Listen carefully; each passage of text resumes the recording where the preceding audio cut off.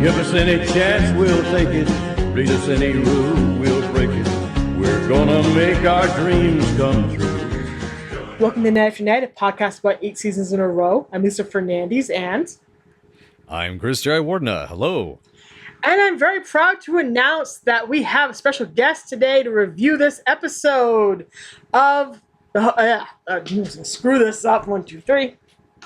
With us today is the host of Bookem Danno, a Hawaii Five-0 podcast, author, and my personal friend of over 20 years, Christin Haws. Hello. Hello. Yay. Hello.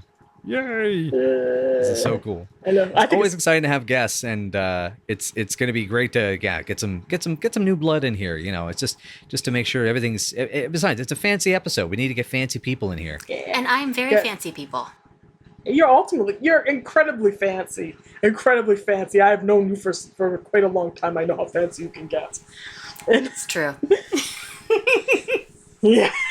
As we wink at each other across the distance wink. I thought we just waved. Okay, this is going to be one of those episodes. Okay, we're here to review the Duke of Squiggman. It was directed by Penny Marshall. This is her second episode of the series. She's going to be coming back and doing a third one later in season 6. And it's written by Jeff Franklin. Chris has got some facts about them, and he's probably going to let them loose later in the podcast. Yep. And here's what this episode's about. When the girls head out of town to attend the wedding of a girlfriend in Chicago, the boys are put in charge of looking after their place, with Carmine sleeping in the bedroom to protect their mousetrap lingerie drawer. Even though they have to use the bathroom at the Texaco station down the street, the guys feel like they're in the catbird seat. Until Squiggy resumes his pattern of sleepwalking after being rejected by the girl's friend Sherry after making sexual overtures towards her. Dreaming that he's Sir Andrew, Duke of Squiggman, and lost somewhere in the 1940s, he peeves Carmine and frightens the heck out of Lenny, who worries his best friend might get hurt. Stressed out and afraid, Lenny first tries to treat his friend's fantasies by participating in them, but then turns to Dr. Matthew Gentry of Testing fame for help. Gentry's advice that everyone treat him kindly backfires, and only Lenny's help and honesty can save Squiggy and stop his sleepwalking. What do you guys think of this episode? I really like this episode. I mean, I'm going to be honest. I loved it because I love Squiggy, and he's my favorite. And if anybody asks if I'm a Laverne or a Shirley, I always say I'm a Squiggy. He's my soulmate. Anyway, but I think the humor is just absolutely laugh out loud throughout the episode for the most part, and you pair that with the emotional notes that go through the episode.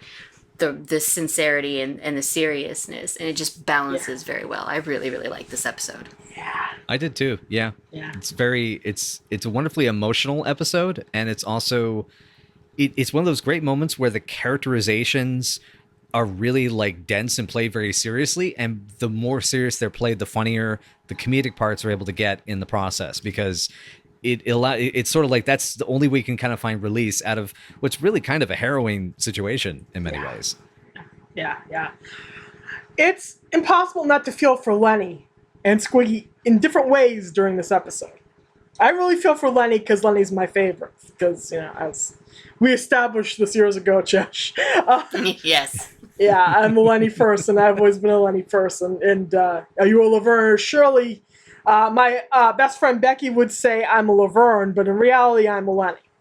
And I know I'm a Lenny, and I've always been a Lenny. This episode breaks my heart in a million ways. And I really adore exactly what Chesh mentioned, the way they combine the character feeling here, the drama, and the humor. And everything ends up balanced in a beautiful, incredibly well-made soup, so to speak. It's perfect. This is one of my favorite episodes of the season. Mm-hmm.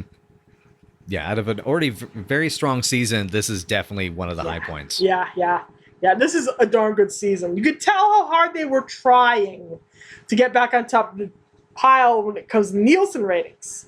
I don't know if do you know this, Chesh? What happened in season 5 to Laverne Shirley? No. Did they move times or something? Yeah. ABC got cocky. They took Laverne Shirley and put it at the head of an entirely new night. Moved it away from Happy Days, moved it away from Three's Company, put the Gary Marshall show Angie in its slot, and then put Laverne Shirley on the head of, I believe it was Thursdays. No, wait, I think it was it was Thursdays. Yeah, I'm pretty sure it was Thursdays because we covered that. We covered that at the season beginning. 5, yeah. And please be patient with us if you've heard this before, podcast listeners. They put it at the head of, listen to this lineup, Chesh. Barney Miller, Benson, and Soap. Oh, wow. Is the night it led. Yeah. And it's got nothing in common with those shows either. Those are all great serial comic sitcoms, but it's got nothing in common with Laverne Shirley in its tone. No. Yeah. So it went from being the most popular show in all of America and around the world to completely falling out of the top 50 Nielsen-wise. Oh, wow. Yeah, single season. Gone. Happy Days dropped from number 2 all the way out of the top 20. Wow. It was a huge disaster. Angie ended up getting canceled out of that. Laverne Shirley, they tried in the pre-Monday Night Football time slots. Then they moved it back to behind Happy Days after the Winter Olympics, which is really the only thing that saved ABC that season after that blunder. But it was a mess. Penny Marshall was literally in ink in People magazine saying, "Please save us, put us back into our old time slot. You're killing us." Yeah. Yeah. I mean, that's a level of desperation and fear, you know, that is rarely really seen. I mean, I've seen cases where, you know, they'll say, oh, they pulled all the ads. I mean, you know, Carpenter talks about that. John Carpenter talks about that with Big Trouble in Little China, that essentially management changed. I think it was at Universal. And so when it came out, there were no ads for Big Trouble in Little China the day it came out. Like, there was nothing. So, which is why the film became a cult classic. But I mean, it lost money when it came out. So, I wouldn't guess. those things happen, but there's not a ton of stories like that. And this one, for going from that being so high on the horse to that far into the mud, is insane. And so this whole season 5, part of the reason this episode is so good is because this is at the point that they were just desperate and being more experimental, and they were really trying. The episodes were really trying at this point. They actually interviewed Penny for that article from the set of this episode, which is interesting to learn because they were talking about her directing. David Lander actually encouraged Penny to direct. He thought she really had it. And he was right. Very right. Very much that so. among many things David was right about in this world. Mm-hmm. He absolutely was 100% behind her and encouraged the heck out of her. Michael and David were her biggest fans. If you really read a lot of the stuff they did when they did interviews during that time period, and then after that time period when they talked about her. But David in particular was really behind her, pushing her, going, "You should be a director. You should direct this. You should go for it." Mm-hmm. Which is interesting if you really think about this. He didn't direct anything on the show, which I thought was fascinating. Mm-hmm. And he's the only one of the core 4 that doesn't direct an episode, correct? Yeah, exactly. Cindy directs The Immortal Sing Sing Sing, and that is her only directing credit period to this day. And Michael directs Playboy Show all the way in season 8. And that is almost literally the entirety of his last appearance on the show, except he comes back to do Please Don't Feed the Buzzards a few episodes after that. But he directs one episode, and that launched him into a little tiny minor directing career. He directed some episodes of Dream On after that. He directed an episode of a Fox sitcom. But he did a few more things. It never became as big a thing for him as being a stage actor and as doing music for movies and TV shows, and as big a thing as acting on TV and in films and such things. He's, as he puts it on his Twitter, "I'm talent, not management." Yeah, that there are some folks that have to learn that distinction. On the note of talking about theater, that's one of the things I really want to be able to get into about Duke of Squiggman is I love how Penny's really, one of the things that she's really good with directing, I really love about this episode, is that when it goes theater, it goes very theater. And Yeah. as soon as the Duke wakes up and there's the first sleepwalking sequence of Squiggy getting up and bugging Carmine in the middle of the night, it is, you just basically, it's, I guess what I like is that you're seeing like the subtle adjustments rather than seeing the bigger, broader, do it bigger, do it this, do it that. It's not working with the audience. It's got to be funny or whatever. Penny's allowing David and Carmine to find the scene and build it up through. And that's why the peaks and valleys of those moments are just so strong, I think, is because it embraces a more theatrical mindset. What do you think about it? What do you think, Chesh? I don't know anything about about that, theater, but Yeah. I get what he's saying about the scene though. Yeah. Just that, The staging. yeah, when Squiggy wakes up, you just see there's just those little things of him getting up and throwing his robe over, and he was sleeping with his shoes on, which I thought was fabulous.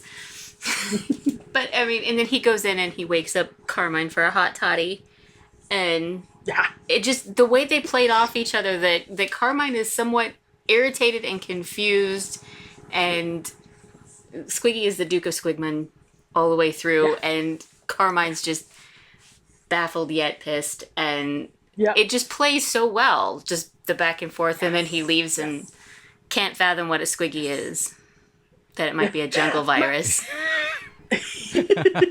Horrible jungle virus. I love that line.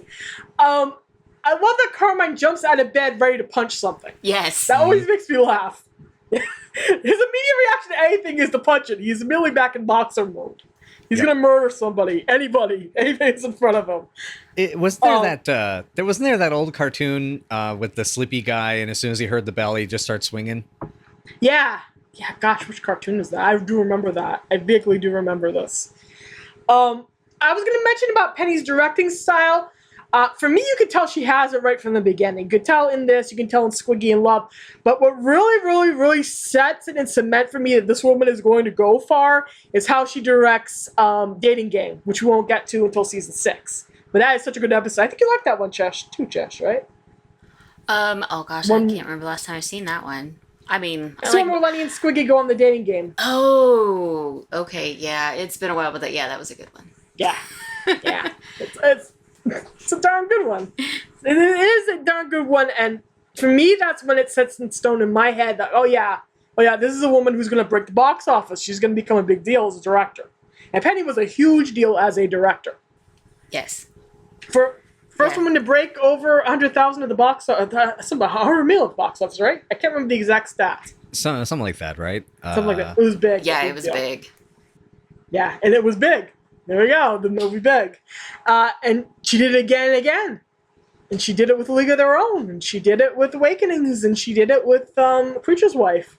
And it just shows that she always had it. So this is another episode that sets that in stone for me.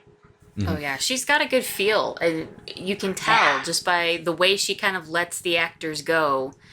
And you can tell she's not micromanaging things. She's letting the people do what they are best at.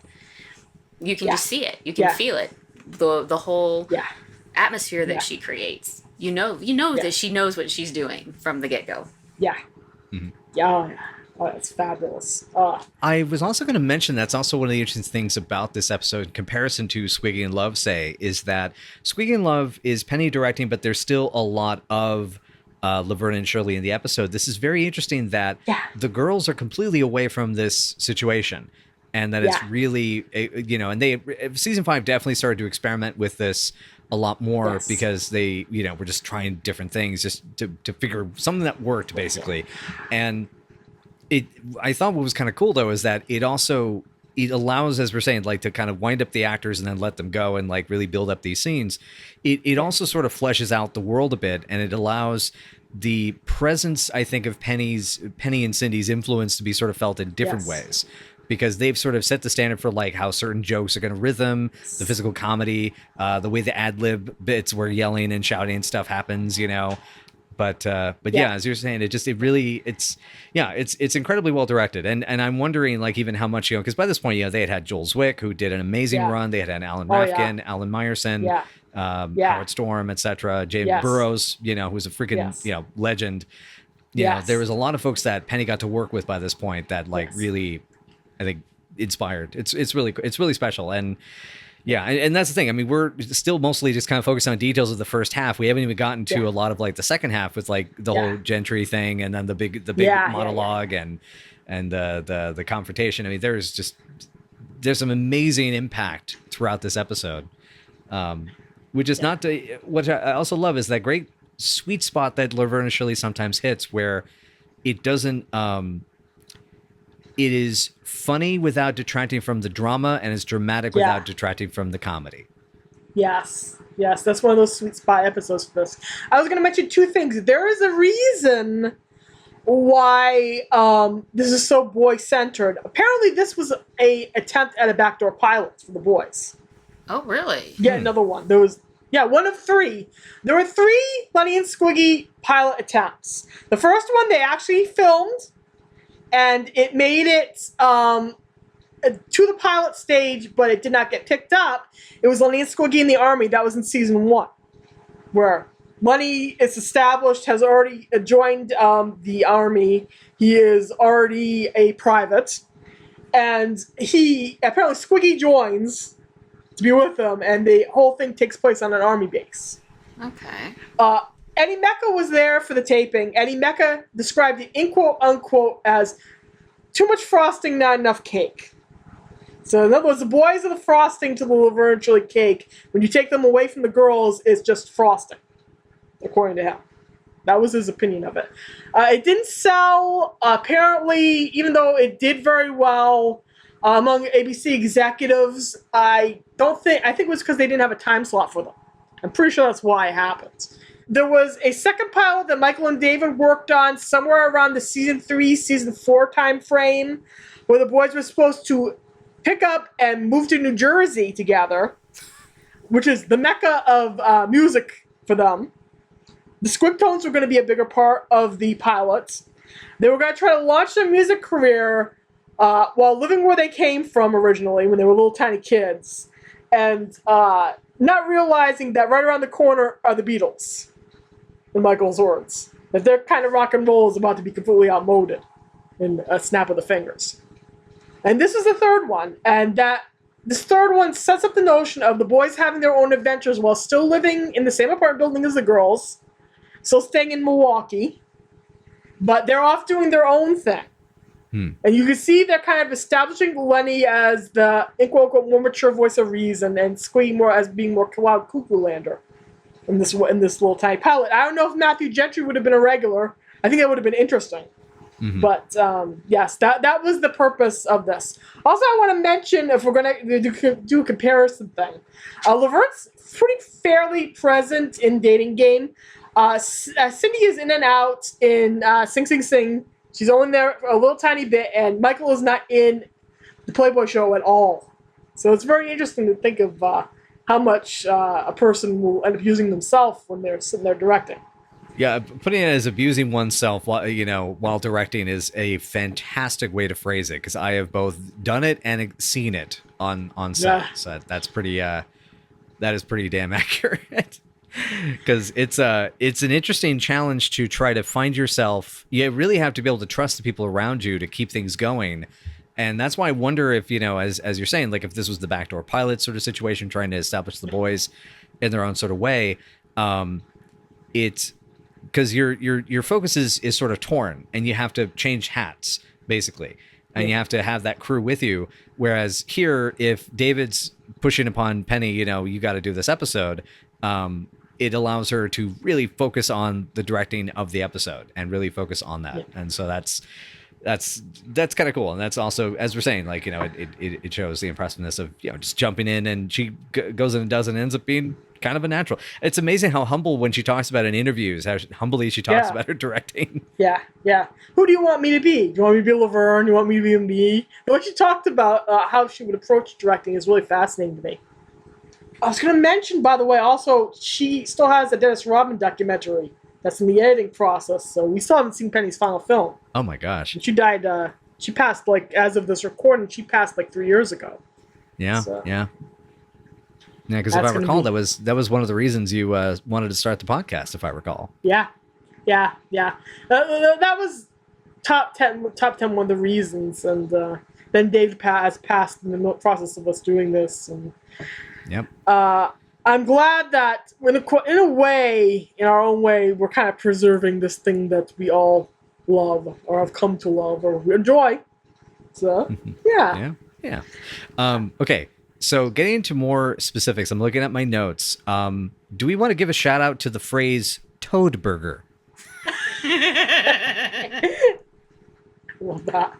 I love that. You are a slimy, scuzzy Toad Burger. Of course, Squig is doing his Squig thing. Squigman's the name, satisfaction's the game. Of course, he would come up with this. And then poor Lenny, his shadow in a way just copies him. Doesn't even have his own catchphrase, just kind of copies them. Kosnowski is the name. Is the game. I do love that Sherry judo flips him onto the couch. That was pretty great. Yeah. It's just how light David was. She probably was like body slam the guy if she needed to. I mean, it is Shirley Kirk's, so I mean she was a hardcore dancer and all that. So I mean she probably was pretty fit. She could probably bench press get 5 sets of 10 with David, just get the small there. I gotta go pump some Squiggy. I think everybody but Cindy. Did Cindy actually pick up David at some point? Almost everybody picked up David at some point during the filming of the show. Well, Michael definitely fireman. Sorry, go ahead. How could you resist, though? How could you resist picking him up? That's what I want to I say. know. You can't. He's so small. He's so compact. Yes. He's so pocket-sized. Yes. Yes. Pocket-sized Squiggy. Oh, now now we got to get a Squiggy doll of some sort. Oh my goodness. I do know somebody who could probably make that come true. I do know somebody who could probably make this come true. Yes. I do have a little stuffed Lenny doll. He does not leave my side when I podcast. Aww. For the heck of it. He's just in the room. Yes, he's adorable. He's actually with the Laverne Shirley pillow that Chesh made me years and years ago. God, ages ago I made that pillow. Yeah. And you still have it? That's so fabulous. Yes. I definitely still have it. I have him on a rocking chair with the pillow. So they're together. Yeah. Oh, that just warmed my heart and made my day. That's so cute. Oh. Yeah. And it's actually kind of a bummer that Shirley Kirk says Sherry here. This is her only appearance on Laverne and Shirley. Because Lisa and I are familiar with her from Blansky's Beauties. She was Cochie's Little Feather on that. Yes. And she is. And of course, she was on Who's Watching the Kids, of course. And she played Blossom on 4 episodes of Happy Days. What I didn't mention last time is because I want to make sure because I see this note, I have to mention this. 2 things. First of all, she's uncredited as a nightclub singer in the Patrick Swayze masterpiece Roadhouse. Really? Nice. And further research has also brought to our attention that she was the choreographer for Steve Martin in both Three Amigos and Pennies from Heaven, which is pretty rad. That's cool. And because this will be our last time mentioning Shirley Kirk's, apparently she's been teaching tap dancing classes for the better part of the last 20 years in a little small town in America, and has been kind of having a sort of quiet semi-retirement as a dance teacher. It's very sweet. Oh, that's nice. Anyway, so yeah, someone got a happy ending, so I just wanted to make sure that was there, because the feelings for this episode are coming. Oh yeah, this is a feelsy episode for me. This episode is mainly I know a lot of folks feel bad for Squiggy. I feel bad for Squiggy too, but this is just like a half hour of me feeling awful for Lenny. Because he is just so afraid and so stressed out that something horrible is going to happen to his best friend, that he will do anything to save him from getting hurt. Yep. And of course, let's mention that double whammy, the fact that he actually carries around a picture in his wallet of some other family. It's the saddest thing in the world. Oh. That's a heartbreaking moment. I mean, it lands as a joke, and then when you think about it, you just kind of go, oh. Yeah, because you think about, he also carries around a picture of his mother physically abusing him as a baby. That is what Michael calls the sad at the center of the funny. Or has called. Because, oh, God. If you really think about it, right in the chest. Yep. And the whole idea that Lenny's been covering for Squiggy in this sense, I really like this role reversal of, Squiggy often taking the lead most of the time in these episodes, even the ones that are centered around the boys, and the boys as a duo, that is. And here seeing Lenny getting to not only just take center stage in many ways as sort of the protagonist of the episode who's trying to solve the problem, but also seeing his maturity, which matches with other episodes like Visit to the Cemetery and oh God, what was the other one? It was another season 5 one. You Pushed Me Too Far. Yes. Which seems immature, but it's at a point where he's having to stand up for himself and he's having to be having to make these decisions about his future and his life and all of that. Yes.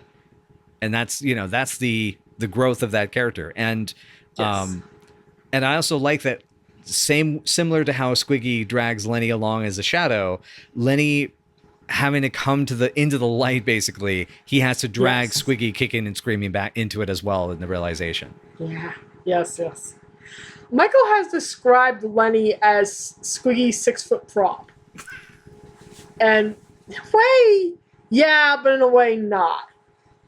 Because you could see him absolutely blossom over 8 years' time, especially when we get to California. He starts really growing up and maturing, and it's very fascinating to watch. And this is one of those initial episodes where you start realizing how much he's grown maturity-wise. You can compare this to the guy in season 1 who's standing there screaming that he's going to throw Laverne's father's pizza oven into the street. Oh, God, in drunken revenge for not seeing boobs. Mm-hmm. Think about how far he's come from that. It's just, I have a lot of Lenny feelings, so I don't know. Maybe my Lenny feelings are crowding things. And also, so actually, our guest, Chesh, I had the question of, so this isn't the first time you've seen this episode, obviously, and I was curious, was there any new takeaways you had from this time viewing it? I think this time around, because I can't remember the last time I actually watched this episode. I kept missing it. When MeTV had Laverne and Shirley on, I kept missing this episode for some reason. But, so I don't remember. I can remember watching this as a kid and just zeroing in on the humor parts. And, as I've gotten older, I've definitely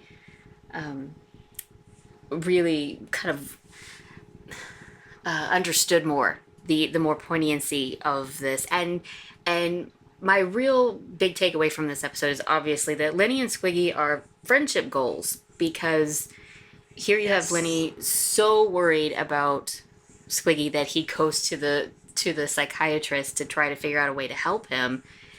And the fact that he would go through and pretend the Huns are attacking when Squiggy is sleepwalking, that he would, go water the horses and and he sings him a lullaby. He sings him a lullaby to get him to go to sleep. Yes. It is just the sweetest thing, and it's just such solid friendship that that's what really gets me, is just that how strongly their bond really kind of comes through this episode. I think that's something it's just become clearer every time I've seen it since.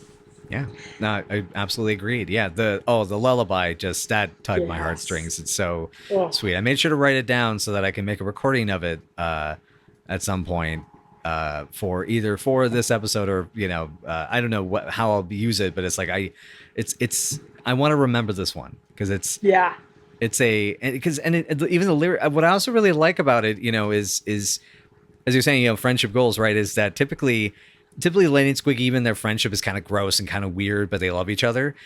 I really loved how genuinely sweet, even the lullaby is so tender and real. It's not a joke. Yeah. Dreams of glory, dreams of joy, Mrs. Squigman's baby boy. It's so soft. It's so soft and precious. And and my mom, when I watched the episode with her, she absolutely loved it. Aww. So, by the way, do we do we about Squiggy's, the flip about between Squiggy and the Duke? Do you think the actual Squiggy in the waking world knows what a hot toddy is? I think he would have a general concept of what some kind of grog brew was, because he's German. His parents, his father, especially when it comes to booze, is traditionally German. But I don't know if he probably calls something else, like a hot toddy or something. He probably thinks a hot toddy is just slang for a woman. That's what I was thinking, yeah. It's a hot toddy. It's like, yes, that's quite a hot toddy going down the street in her clothes. Yes. Oh, my Lord. My goodness, there's a bit of an ankle showing, and oh, goodness, she has heels. Oh, my goodness. Yeah, I could kind of see him almost semi-known, but not really known. Yeah. But yeah. That lullaby, by the way, was written by Michael McKean, as we all know. Usually if there's music and it is original and it's being sung on screen, he's written it. So, he wrote that, and this is part of what becomes established as a nighttime ritual for the boys. The boys have all these nighttime rituals in California. We find out that Lenny has been telling Squiggy a bedtime story for over 10 years. Wow. Yeah. That just shows what kind of relationship they have and how important they are to each other. So yeah. I gotta ask though, not to get too far ahead, but does this bedtime story involve a girl who can make pizza and a cowardly pepperoni? Oh gosh, I love that. I love, that's the other thing I love.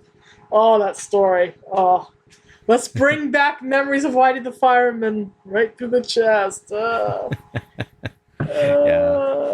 Sorry, that's the fresh thought.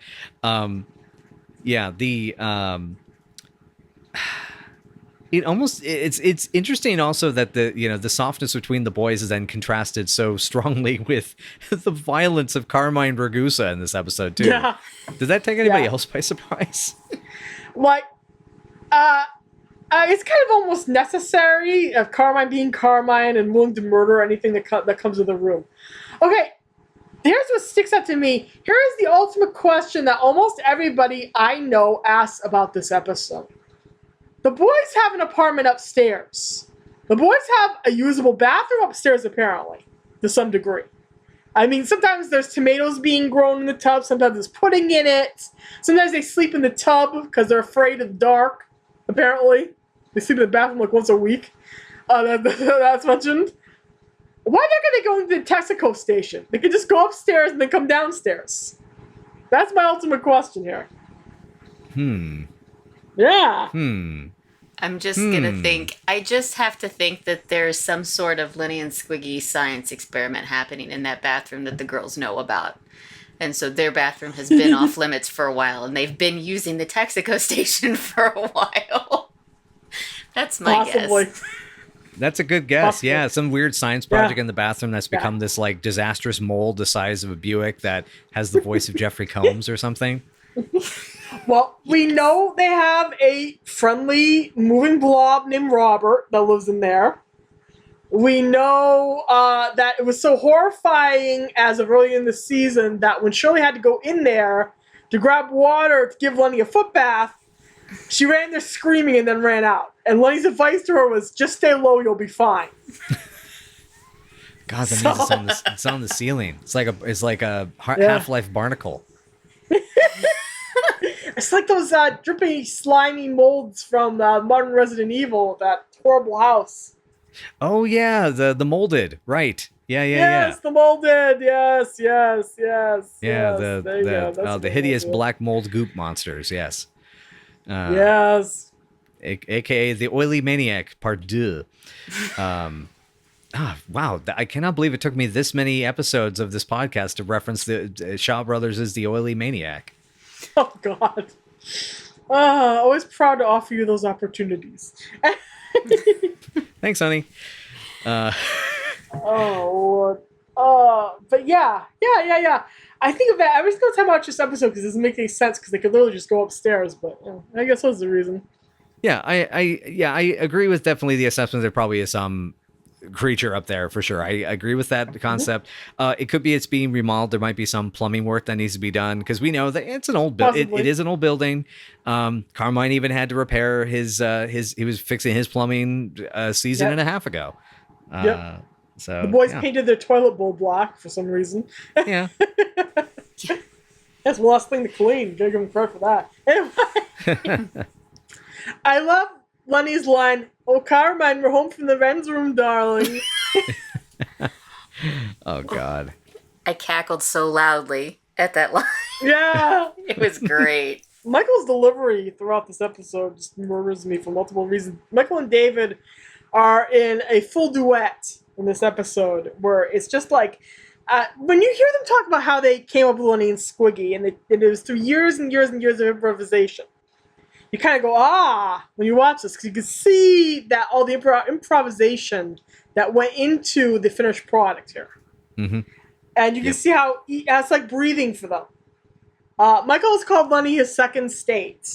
And David said that they up until, I don't know how recently they were doing it before David died, but they would do Lenny and Squiggy as middle-aged guys, as old men. And so the characters are always a part of them. And that's why you get delivery like that. Absolutely. Yeah, those little moments, I love the back and forth, it's about the gas pump mama, she don't like you, does not, does do. And then, there's a snappiness. Again, that feels very theater to me in that respect. Because theatrical is often, because in movies and TV, typically you're trying not to overlap people's lines because you got to loop it and cut it and fix the timing and things like that. And you're trying to wait for cues. And when you're confident enough with the memorization, you just ad lib and you just go over it. And it's there's so much energy in those moments between these two that it's smooth. It glides like duck water. I'm just saying she hates you more. I love that line. Oh, Lenny, honey. Like I said, they both murder me here. They just murder me here because of all the pathos. There's so much pathos. There was once upon a time where neither one of them wanted these characters to grow. Yeah. They thought the idea of them growing was ludicrous. And then you get episodes like this and like, oops, it happened anyway. It just happened anyway. Oopsie. And ultimately, it's good that they grew. And it's growth without sacrificing the parts we love about them. The weird word puns like I've been hit with a Hun shot. Like those little bits can still exist. The Turkish taffy, which by the way, is that what happened to your Turkish taffy? It was murdered by Lenny and Squiggy in this episode. Oh my goodness. These two. It's like, God. For me, it's like slowly being shot in the chest with the pathos in this episode. I will say that much. It's like, You want to remind you that your favorite character doesn't have anybody looking out for him? There you go. He's got we're getting to an episode where he gets comforted for a moment. Yeah. Well, as Lenny points out, actually does point out that the girls like them. Mm-hmm. He does point out that Squiggy likes them. That's one. That's one. That's one. One person. I love that to Squiggy the girls are one person. To Lenny, only Laverne exists, and Shirley kind of sometimes tangentially exists. So. Oh, that's right. Was this the episode? I got to look back through my notes. Was this the one where... Yes. This is the one where Shirley promises Carmine a great big tip, which, first of all, my note was Shirley, whoa. Then some other stuff that I don't want to make this an explicit episode. That's filthy. That's amazingly filthy. This is a pretty filthy season, but yeah, it's up there. Then the makeout bit where they jump Laverne, and somehow Squeaky's going for the feet. He's taking off her shoes. Why does he start taking off her shoes? Okay, Chesh, this is your man. Why is he taking your shoes off? Well, think about his positioning. That was his opportunity. Wow. You go for the shoes, then you can get the rest of it. He was starting at the bottom. There you go. That's what I expect you to do. Start at the bottom. That's what he did. There you go. Start at the bottom and then go up. Yes. I love, of course, Lenny goes high, and immediately, as he does, like 3 times in the show, and I've seen Michael do it in movies to other people, including to the guy who plays his character's husband in a Best in Show. He immediately goes to the neck. Immediately to the side of the neck, nuzzling the side of the neck. So I thought that was amusing. So I guess that's another thing to look out for when we watch. We'll probably watch Hider in the House again at some point in the future. Oh, yes. Oh, gosh, I want to do that. There we go. We can do that for Halloween. Do that for Halloween. There we go. We got to watch Costume Quest this year, though. Come on. Yeah, okay. We'll talk about it. We'll talk about it. We'll balance it. We'll balance it. I love that Lenny doesn't think he's as funny as Squig. I'm not funny like you are. He says about the horse. The horse thing is what set Squiggy off laughing, which is great. What are you, a horse? Yeah, a horse. In the end, Squiggy finds Lenny to be incredibly funny, even though Lenny doesn't see that himself, which I thought was sweet. So I thought it was nice. Yeah. Yeah. I was gonna mention that there was a mention of the Duke of Squiggman being, I think was it the Duke of Orthopedic Footwear? Yes. Orthopedic footwear. Yes. That had to have eventually been semi-recycled in Spinal Tap, because St. Hub is the patron saint of quality footwear. That immediately made me think of that. Oh man, yeah. It's been like a year since I last watched that movie, so yeah. Okay. Oh my gosh. Yeah, it has almost been a year. I showed you that around Thanksgiving last year. Yep, it was. Yeah. Yep. Oh god, did we just date the episode? This is gonna probably go out in like May or June. Yeah, you will not see it until June, folks. It'll be a while. How much sympathy do we all have for Lenny that every time he gets up off the dresser, he keeps falling off? Whenever he wakes up, just plop. First of all, that's where he decides to sleep. Yeah, he does it repeatedly. On top of that. And then every time somebody wakes him up, he just flops right off. Yep. He does that repeatedly in multiple episodes. He does that in the California years. He falls asleep on his back with his little arm curled up underneath his head. And he just rolls right off of it all the time. Just right on the floor. Given he has the top bunk, this really reframes the head trauma and fear of heights thing. Yeah. Now you just make me feel worse for him. What can I say except you're welcome? What can I say except you're welcome? They don't want to be contact with Disney. Okay, did anybody notice that Squig has newspapers underneath him? On the couch. It's for the grease. It's the grease catcher. I was gonna say, I wonder if that's because he's more used to like sleeping out on park benches if he needs to. I thought it was because Shirley told him that if you're gonna sleep on the couch, you have to put down papers. Because that sounds like, okay. That's perfect. That sounds like something she would say, especially since she threw a fit about his foot being on the couch. So. Mm-hmm. Yep. She would. That makes sense. That's perfect. That makes absolute sense. The line, "Who died and made you my alarm clock?" Fabulous. This should have been one of the episodes that David put himself up for Emmy-wise. Because he does a lot here. Bouncing between the dramatic stuff and the comedic stuff and pulling an accent. He does so much in this episode. Yeah, it's incredible. Oh yeah, he's fabulous in this episode. Just absolutely fantastic. Mm-hmm. Yeah, definitely, absolutely. It's like every 2 or 3 episodes in season 5. It's like, well, David's great again. Nope. Yeah, David's that's it. Yeah. What a burden! What an absolute burden for him. Yeah. Oh, I know. To be so freaking talented. Can't talk now, Pearl. David's great again. Can't talk. He's great. Can't talk. Tripping more. And by tripping, my. he means being wonderful. Yes. We get to see Laverne's little stuffed dog, which is the little hound that Lenny's pretending is a real dog, bouncing up right next to Squig. Yeah, my notes are, and cue the steed and the dogs with a asterisk next to dogs and the charge. And and I love that when I saw photos of this scene initially, it wasn't until watching I realized that wasn't a fez, that was a trash bin on Lenny's head.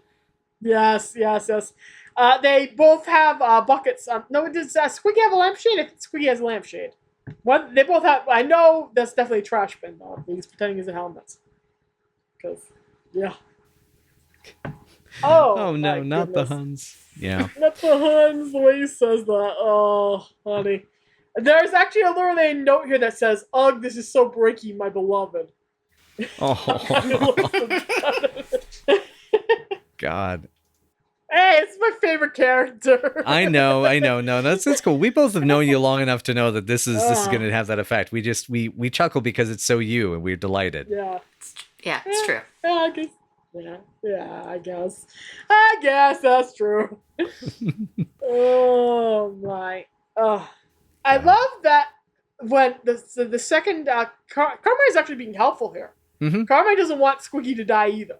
Mm-hmm. So I love that Lenny translates this, and he hears this. And who does he think of when he thinks of therapy? He thinks of Dr. Gentry, who was so kind to him during testing, and did such a good job, making him feel at ease. Because you've seen testing, right? You have seen testing, Chesh, at some point, I think. Yeah, I have. Yeah. Yeah. I was gonna mention that takes us back to that scene where Lenny's standing in the corner, so afraid to reveal who he is to this doctor, and now he comes to him for advice, which I think is really lovely. Honestly, it's really lovely because he's opening up and trusting somebody else, and for him, that can sometimes he's open and trusting with everyone. Squiggy is more closed off, but usually when he thinks somebody's going to see him and know his flaws, Lenny can kind of get a little shame-based. So the fact that he immediately goes to this guy when he thinks something is wrong with his best friend is interesting. That he trusts him immediately. Yeah, absolutely. Yes. Yeah, it's a great return of this character. I was completely surprised. I didn't know Gentry was coming back, and so this, or at least I had forgotten because I think I looked up notes for him on the initial testing. So it's a wonderful surprise, and I'm still amazed that this guy is just an actor. He plays the psychiatrist so believably, and it seems like he's good acting. Good acting, and like it would actually be a good therapist. Yeah, I need. This is actually his last one for the Gentry character. He'll appear later as a character in season 8, because this guy was mostly just TV. It was mostly like Incredible Hulk, the Waltons, Mork and Mindy, Quincy M.E. He appeared in a couple of different Strokes episodes, 2 episodes of Taxi that were directed by James Burrows, no less. And one of his last roles was finally in a movie that coincidentally also had Dick Shawn in it from the Upstairs Downstairs episode. Yes. It was the 1985 movie Water with Michael Caine. Yes. The one, just people should go look that movie up because God, it's executive produced by George Harrison. It's got Michael Caine in the lead in the mid '80s, which just always was interesting, and it was shot by Douglas Slocum, the cinematographer of like the Blue Max and Rollerball and the Indiana Jones movies. It's a trip, but anyway, the actor Gentry was played by Charles Thomas Murphy. I really love how human he is and how he has a kind of wise solution to the situation, and it comes off as kind of backhanded in the way he puts it to Lenny, but it's a way to get Lenny to listen, which is you either have to change the whole world or you have to change Squiggy, which is a way of basically saying Squiggy's doing something wrong, and this is causing him this grief in the long run, which is going to potentially get him hurt, and he's got to confront it. Yeah. And Lenny's answer to that is, well, I'll change the world instead of trying to change him. That's how much he cares. It's really nice in this way. But yeah. I love that the moment where Lenny knocks all those books off and immediately he becomes helpful. He tries to help. Mm-hmm. He tries. You get to see him away from Squiggy for once, and the way he interacts with people is really interesting because he's very quiet and polite and curious. Mm-hmm. And I think that's really an interesting development because we don't get to see him at this point in canon very often away from Squid completely. I love one, "Oh, Doc, we're a genius." Yeah. Line. I think me and you got to put our heads together and see what you come up with. Oh, gosh. That's so innocent, too.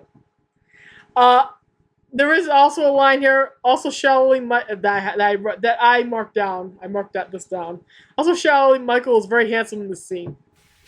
That's what.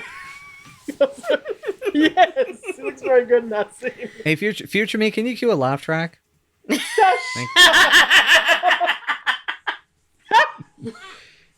That brings us on over to Lenny desperately trying to get everybody to support Squiggy here, be kind to Squiggy.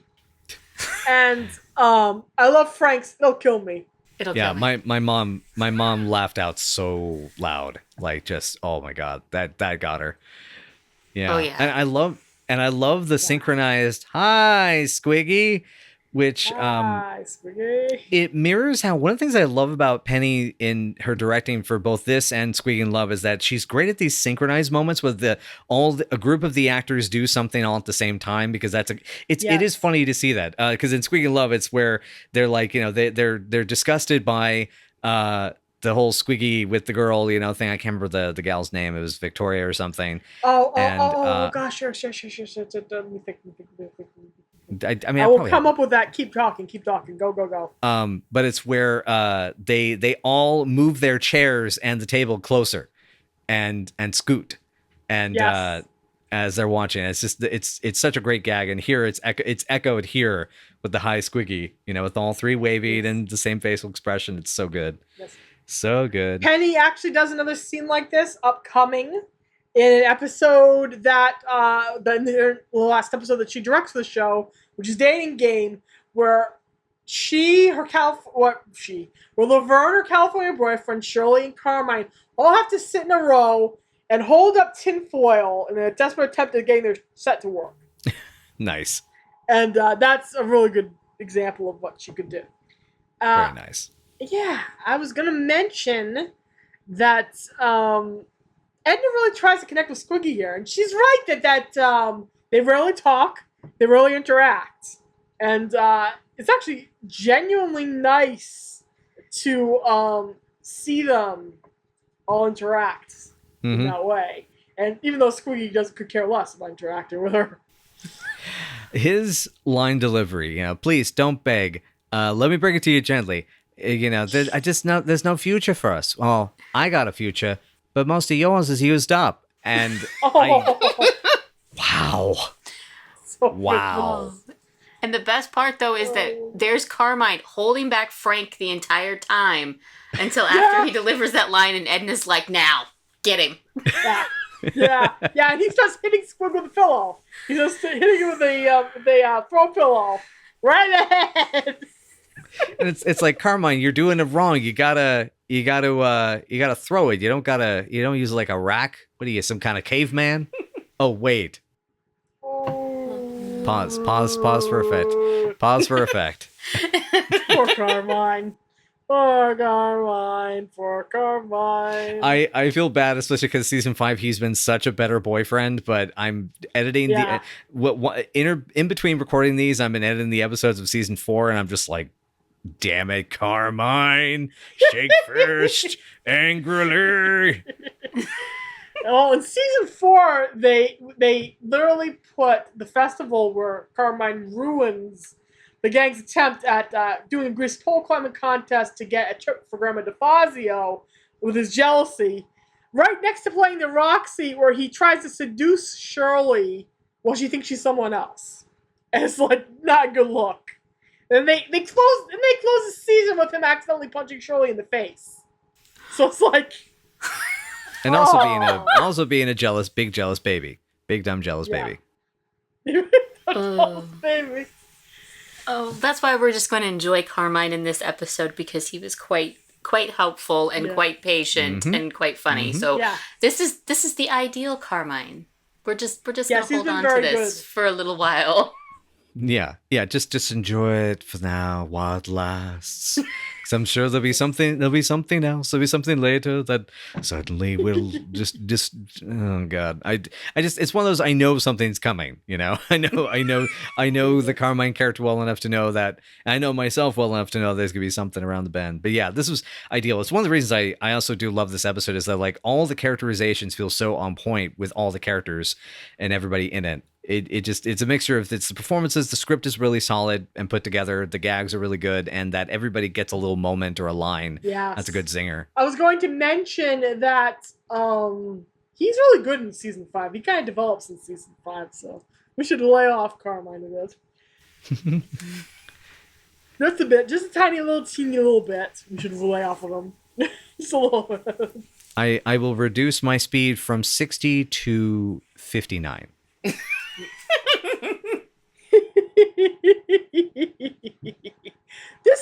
It leads us to the last scene where David and Michael have some bravo acting going on. They do a heck of a job. They tear the roof off of this one.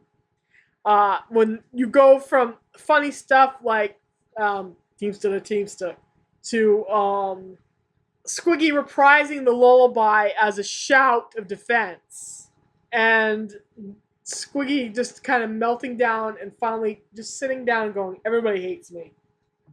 Yeah, just the heartbreak in David's face that he pulls out. I mean, that's the kind of stuff you have to find in yourself as an actor and then pull that to the surface and blossom it. And it's intense. It's intense to see. It's intense to experience. And he did. And it's almost, I mean, the fact that it's even almost like capturing that like dissociative identity disorder almost feeling to this alternate person that he is in the dream state, because it's this protective state where, you know, that point when he yells, you know, Leonard, go water the horses. And then he catches, and the fact he catches himself doing it. Because at first I was like, does this mean he was aware the whole time? And he was just pretending, because that was a way to make himself feel better. And you realize, oh no, like he's like, I'm Lenny, I'm scared. I don't know what's going on. Yeah. Oh God, so good. So heartbreaking. So heartbreaking, so good. So incredible. But yeah, and then it ends with a great, you know, thwap thwaps and all the pats and everything, and then stupid, you know, as the boys do. Stupid idiots. The little handshake. Oh, the classic handshake. It's so good. I just realized from this conversation, I was reminded of the fact that there's that reversal, right? Of finally Lenny's the one who gets to nail the punchline. Ought to hit the hay. What are you, a horse? Yeah. He finally gets to, and then they laugh. And the handshake is so good. It's so good. I was gonna mention Squiggy realizing this is really happening, and him saying he's as mad as a hat rack. And what a day. That's what I really like about even the more emotional scenes, is like, you know, we're starting at the peak of bravado for Squiggy, and him thinking that because this girl kissed this brick before she checked it at him, that she was obviously flirting. So we go from there, and we have this descent into his realization. But there's still those moments of humor that are so Lenny and Squiggy throughout it that kind of just alleviates the tension just a little bit, and then you go back to it. It's just so brilliantly done. And yeah, mad as a hat rack, that just cracked me up. Mm-hmm. Oh, honey. The throwing of a brick. These are all ways women has of saying, thank you, bub, for being a man. No, she was aiming to kill. No, she was aiming to kill, Squig. And the head of jealousy's rear is a great line, too. Just everything. Just the way it's shot, the way it's directed, the fact that Squiggy kind of has to come down and realize this is about himself. That, okay, people hate me. Some people hate me, but some people love me. Even Sonny said, I know I ain't much to write home about. No. He just sits down, he's sad. And Oh. his face. His little face. But, he has to come to the realization that that's okay. That's the way the cookie crumbles, in a way. Yeah.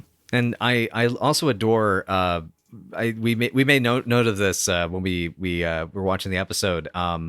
The score reprises the tune of the lullaby through that final portion before the tag scene, in the final part of the finale. It's really beautiful. It really pushes it into like, this is an evolved episode. Yeah. You can hear it. It's done in the music box style, which is really pretty. Mm-hmm. It's just like, heart, oh. It always gives me the Land of Make Believe from, or was the Land of Make Believe in Mr. Rogers' Neighborhood? I haven't watched Mr. Rogers since I was. Yeah. Yeah, it's like that. Yeah. That's what it reminded me of. Yep. That would be the sound that makes this beautiful. The whole thing is beautiful, beautifully done, beautifully directed, beautiful. It's just everything. Except the tag scene happens. So Yep. What do you think of the tag? What do you think of the tag, Chesh? Do you think it takes away from this episode or adds to it? Sorry, go ahead. Okay, I just because I watch a lot of old television, I have learned to approach scenes like this from a different perspective, a more of an objective perspective, because it's a time capsule. It's a different time. So him, basically committing a mild sexual assault on this woman can be today. It does not play. It just not. Yeah. It doesn't play. It doesn't hold up anymore. However. Because I could write a blog post about this tag scene alone. I will spare you as much as I can, but please do. Don't spare us. Go. Yeah, please. Yeah, but this is why we're here. When you look at it from the episode standpoint, from the writing standpoint, from the character standpoint, it doesn't hold up necessarily. However, it makes perfect sense for Squiggy that he would attempt to hit on this woman. She would reject him. He would then ask Lenny if his feelings were hurt, and Lenny would say yes, and he would be like, okay, who cares? And goes right back to it and kisses her against her will. That is actually a sign of growth for Squiggy in that sense, because at this point he at least acknowledged that he was being rejected and he wasn't liked, and he took that into some consideration and decided it didn't matter. So we have a little bit of growth, and it's very Squiggy-like growth, I think. Yeah. As much as that the tag scene doesn't really age well at all, if you look at it within the context, it makes perfect sense. Yeah. We have a Squiggy fan named Pax, and he thinks that this moment absolutely undoes all the character growth that Squiggy undergoes here. It's a very interesting thing to think about. In a way, it's growth, but in another way, you just kind of wish they just left it be. Mm-hmm. I did like the line, though. I guess now you want a cigarette. That was funny. That was funny.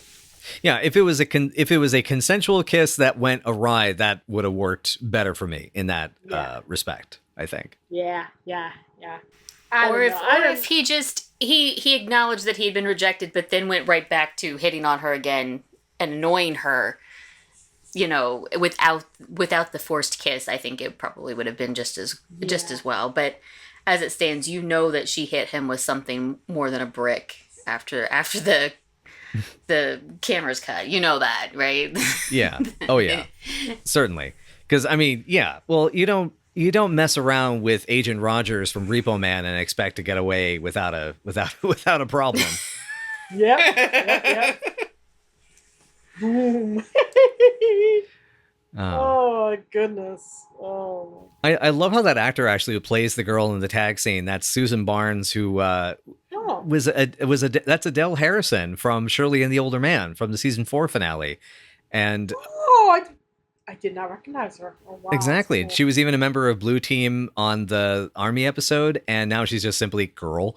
And she will actually appear twice in 2 more times, as in 2 more episodes, because she's in the Bardwell Caper. It's just interesting to see her, kind of like some of these other actors we've seen on the show, like just keep moving around and getting different parts and vastly different roles, like going from like a main supporting actor or antagonist to just a gag bit. I will say her facial expression is hysterical, but yeah, she definitely looks like she is about to commit a very serious crime, and no jury would dare to convict her. Oh man. Okay, so I had no idea that was her. That's neat. That's very, very, very neat. God, I love this episode so much. I think it would be stronger without the tag. Lifetime actually edited this tag out. They edited a lot of the tags out. And this is one of those episodes where you go, God, this really would work better if there was no tag scene at all. Mm-hmm. Because then you have established Squiggy growth, and in a way, he kind of does. I won't say that he kind of does grow from there, because we get an episode in season 6 where that's just where it's very dodgy. We'll get to the dodginess eventually, but yeah, I would have liked to see him grow more. His character growth compared to Lenny's character growth tends to get more stunted, which is unfortunate. It's because he's short. Oh, wow. That's why I love you. Oh, that's why I love you. I'm sorry, I could not resist. I love you. Yeah. Baby is small, jealous of tall. Oh my goodness. I was going to say that he gets more, Lenny does, the permanent character growth. You can actually see him change, and it's established that he changes, and this continues to be an uphill battle for him. An uphill battle where he becomes a better person, bit by bit by bit, and becomes more mature. And even though he's still given the flights of fancy all the way through the show, he also becomes mature enough to basically be the business brains behind Squignoski by the time we get to California. He's the one who's doing all the contracts and all that for the business. And Squiggy, in a way, he grows because he becomes the wheeler-dealer agent, where he grows into his elements. But he doesn't get to quite mature in that degree. It's unfortunate, because they could have gone there. They could have done that. It's just annoying. Mm-hmm. But yes, yeah. Yeah, it's but it's a good episode. They got a lot of balls rolling, and as they got to knock some pins down. They do it well. It's very Fry and Bender, which as a Futurama fan, I definitely appreciate. Because I began to realize there were definitely, if I ever get the opportunity to talk to anyone from Futurama, I definitely have some questions regarding Laverne and Lenny and Fry and Leela, because there's definitely some moments. Yeah. But yeah, because Fry and Bender are definitely Lenny and Squiggy at times with their schemes and all that. You could see Lenny and Squiggy being the folks that be given a X-ray thing and decide, hey, let's use this to X-ray a bunch of stuff, and then use that to get a bottle cap to go to the Slurm factory. Yeah, they would completely. You can kind of see that parallel. You can really kind of see that parallel if you really think about it. Mm-hmm. That definitely wouldn't make Shirley Amy wrong, though. It definitely wouldn't make Shirley Amy wrong. No. I'm trying to think of who her ex-B in the Futurama would be. Amy would be. Amy would probably be more like Rhonda. Actually, I would say. Yes, it would be. Definitely. It's only it devolves into a Futurama podcast, and we talk about how we and there the thing we foreshadow is the beast with a billion backs. Goodness gracious. Anyway, but yeah, this was really cool. Chesh, do you have any other notes you want to make sure to bring up? Any questions you have? Anything like that? No, I really liked this episode, and I love Squiggy's love clothes, because he was very proud of them, and had every right to be. They were colorful. I loved them, and yeah, I think it's an excellent episode, just all the way through. The tag scene brings it down a little bit, but not enough to hurt it, I don't think. I think it's just a great episode. Right on. Cool. And so Lisa, I guess that gets us into the ranking then, I think, yeah? Yes, it does. All right. This is so a yeah, solid 9. yeah, Sorry. go ahead. No. You already gave you gave you. I was just going to mention the rating scale, which is the 1 to 10, but you've already proven it as so 9. Yeah. I didn't mean to jump in there. This is a solid 9 for me. The only thing that really detracts, it's probably about 9.9 or something like that. What detracts from a perfect grade for me is that tag scene. The tag scene didn't exist. Everything else is there. Great acting, great direction, great pathos, great writing, memorable, funny jokes. It's all good all the way down the line. Right on. So yeah, Chesh, what you thinking? At a scale of 1 to 10, 10 being perfect, 1 being get it away from me. What are you thinking? Oh, I'm thinking a 9.9 because the tag scene takes away from it, but for me, not enough to really knock it down. Because as I said, I can look at it from a different perspective. But yeah, I think it's basically a perfect episode. You've got the jokes. There's so many good one-liners in this episode. Everything plays well. Everybody gets something, and the emotional elements that come into it it resonates so well. And Michael and David are just absolutely pitch perfect throughout, and we get to see a little more dimension into the characters of Lenny and Squiggy without taking away from what we've already established. There's no, when they are playing this more serious elements to their characters, we're not losing anything from when they're being their zany selves. So yeah, aside from the little blip of the tag scene, I think it's perfect. Right on. I think I will echo these sentiments. I mean, I don't go for the 0.9s. I would probably maybe put like a 9.5 in that case. Just take the half point for the tag. And there's still, I would have liked, well, actually, no, I will go ahead and just echo with the 9.9. We'll just go ahead and make the nice and equal, and I won't be the outlier. Just because the only other complaint that I have is that we don't know to what extent Shirley is intending to give a big tip for, because as I said, I have my night after night after night after dark sort of notes about that. It's like, okay, what are these possibilities?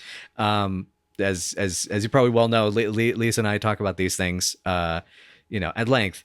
And it's just because I don't know what that's going to end up being, and whether Shirley's going to either send him away or Carmine's going to be a dick and try to get something more out of it. Then I have no place to say. I don't know. It's like their argument about what's 2 weeks worth of making out before she left to go to the army. Oh, right. Yep. Exactly. Yeah. So anywho, yeah. So 9.9. So cool. This is pretty awesome that we were all pretty much in agreement that, everything was just really came together well. And yeah, this is going to be an interesting season to try for us to do a top 5 out of. And this is another like big highlight. Like it's going to probably be in the top 5, but it's like, God, there's so many. Yeah. There's so many. Oh boy. As you said, it's going to be easier for you to pick a top 5 for season 4 than this. I'm gonna have to think about mine. Yeah. Now my season 4 is pretty much set right now as of this recording. So yeah, we'll see how it goes. But yeah, awesome. So how was it getting to come guest with us? And talk with the same nerds night after night. I loved this. I'm so glad you guys asked me to do this and that I was able to do this. This was a lot of fun, and it was a nice excuse for me to get to watch episodes of Laverne and Shirley and say it was for research. So this was great. It was a business deduction. Oh yeah. It's so nice. It's so nice to be able to do that and be able to just say like, oh no, I'm not relaxing. I'm doing research. Yes.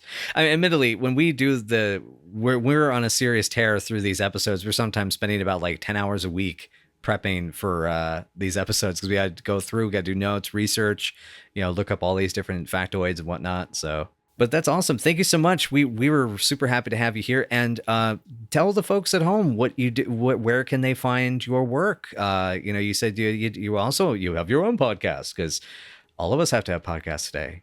Yes, it's required. If you want to be on the internet, you have to have a podcast. My podcast is it's Bookham Danno and Old Hawaii Five-O podcast. I cover the 1968 Hawaii Five-O series episode by episode.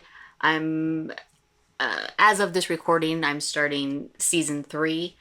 And you can find that at AKA Kiki Writes. That's where I have all of my Bookham Danno stuff. So AKA KikiWrites.com. All of my Bookham Danno stuff. All of my rerun junkie thoughts. If you want to know, I will probably write a blog about this particular episode now because I've been thinking about it so much. It'll probably be up by the time this goes live. You can also find me at my other blog, KikiWritesAbout.com. That's just my writing work and my random megalomania thoughts. And, of course, you can always follow me on Twitter at Kiki Writes if you want to be annoyed 24/7. Well, I certainly will. I always appreciate, seeing the support you've given to the pod, so I'll certainly make sure to give that a follow. And I do have one question. When you get merch, will you have Kiki berets? Well, I mean, yeah, I would think so. That just sounds like logical, right? I mean, just like a natural thing. Then why not a Kiki beret? That is.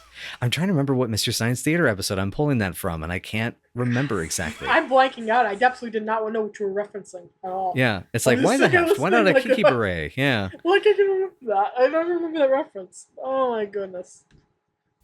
Yeah. Oh goodness. But wonderful. All right. Well, excellent. Thank you, everyone, so much for joining us here at Night After Night. And make sure to give Kiki Draws, our friend Chesh here, give him a shout. Take a look at their work and give some support. And just maybe, I don't know, just treat yourself to a mocha and a nice massage. Have a nice walk. Have a nice day. But if you would like to know more about Night After Night on Laverne and Shirley Madness, you can find us at Night After Night Pod on Facebook, Tumblr, WordPress, Patreon, YouTube, or Night After Night PC on Twitter. And you can follow us there to see more stuff. And we'll be seeing you all, I guess, next time. And Lisa, what's our next one up? I think the order of these episodes is a little borked because of the way it's listed on IMDb versus the DVDs. I think. Yeah. We're going in DVD formats. I don't know if they list the air date order in the DVD. And I think we're in the right air date order no matter what. This is a classic episode, an extremely well-known episode. It is the diner. The girls end up taking control of a diner that Lenny inherits from an uncle, and things immediately go off the wall. Can we get some? I guess we'll be able to serve up some hash browns for the folks at home when they come to that episode. Yeah. Enjoy your hash blacks and. Don't sleepwalk, and also try to avoid stepping in invisible horse paths that only exist in your sleepwalking fantasies. Me and you